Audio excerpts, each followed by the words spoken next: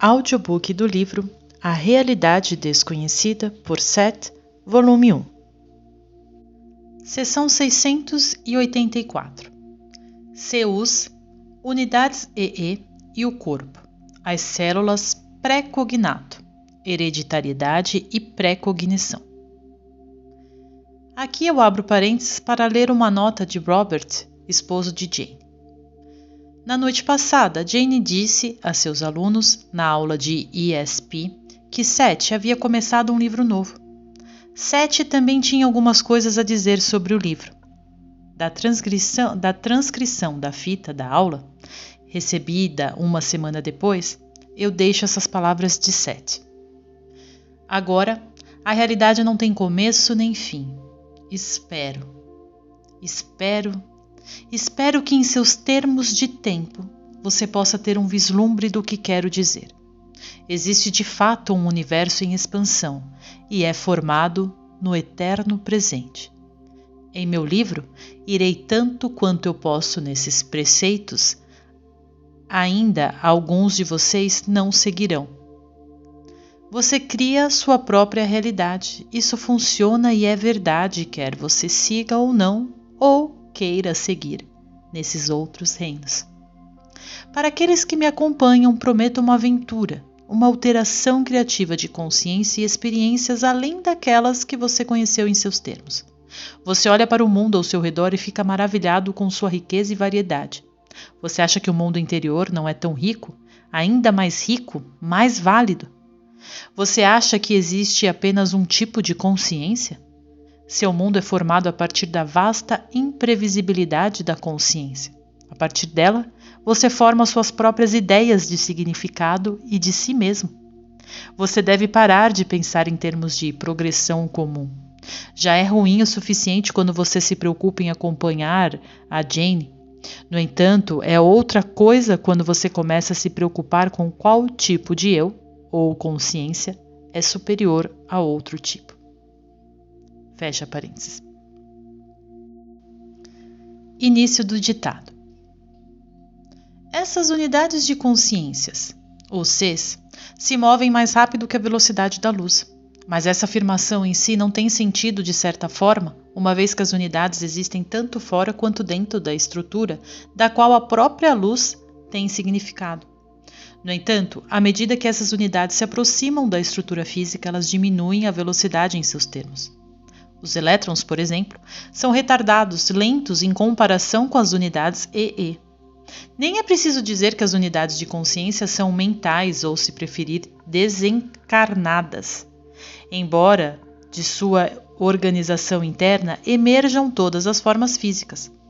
Certas intensidades são construídas de organização unitária, antes mesmo da menor partícula física, ou mesmo partícula física invisível existir.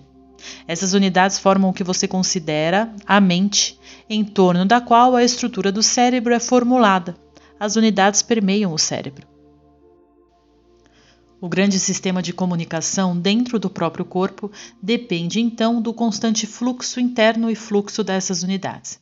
Em um nível, a própria sobrevivência do corpo é amplamente determinada pelas propensões das unidades para seletividade e significância.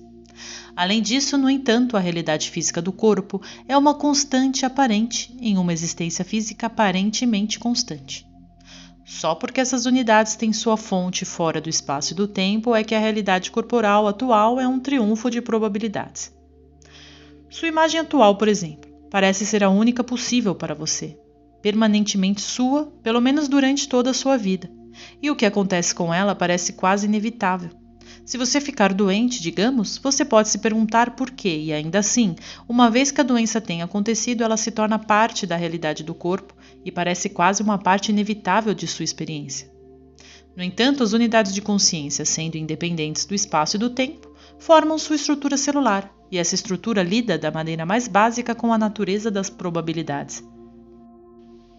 Embora o corpo parece permanentemente e existe de um momento para o outro, basicamente ele se eleva constantemente do leito de probabilidades, pairando em seu ponto de percepção e experiência agora, e sua aparente estabilidade depende do conhecimento de probabilidades futuras também como passados.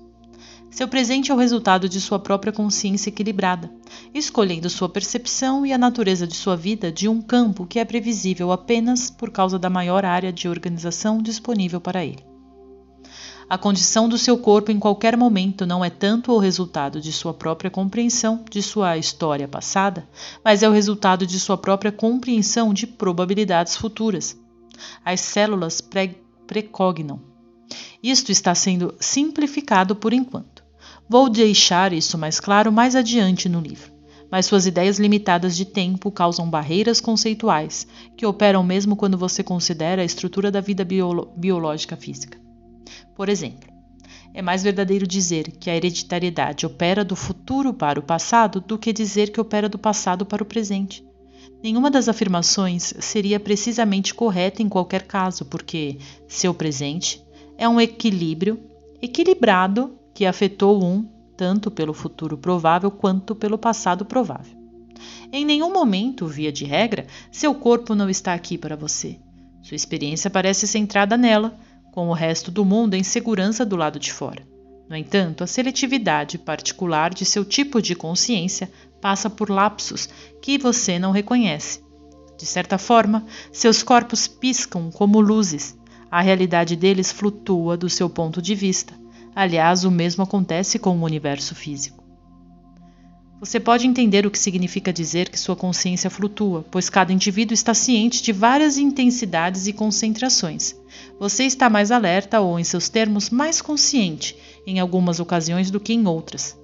Agora o mesmo se aplica a essas unidades de consciência, e a átomos, moléculas, elétrons e outros fenômenos semelhantes.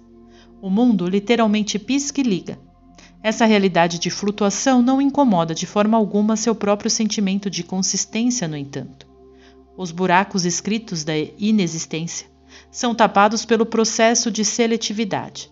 Esse processo escolhe significados, então, novamente, em torno dos quais a experiência é construída e em torno dos quais a vida é sentida.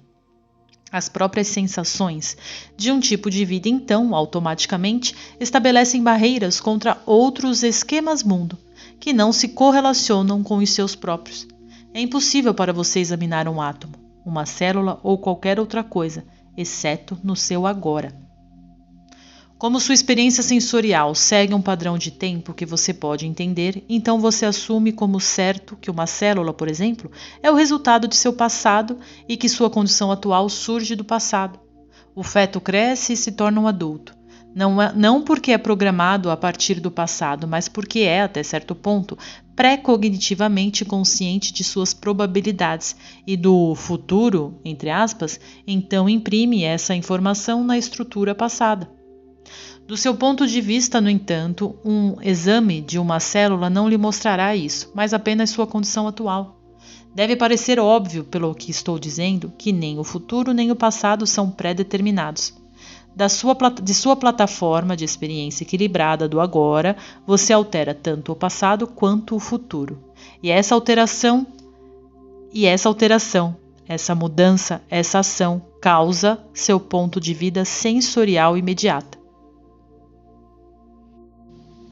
A preciosa privacidade da sua existência e, de fato, de seu universo é ainda mais milagrosa, por assim dizer, precisamente porque sua provável realidade emerge de um campo infinito de probabilidades, cada uma para sempre inviolável.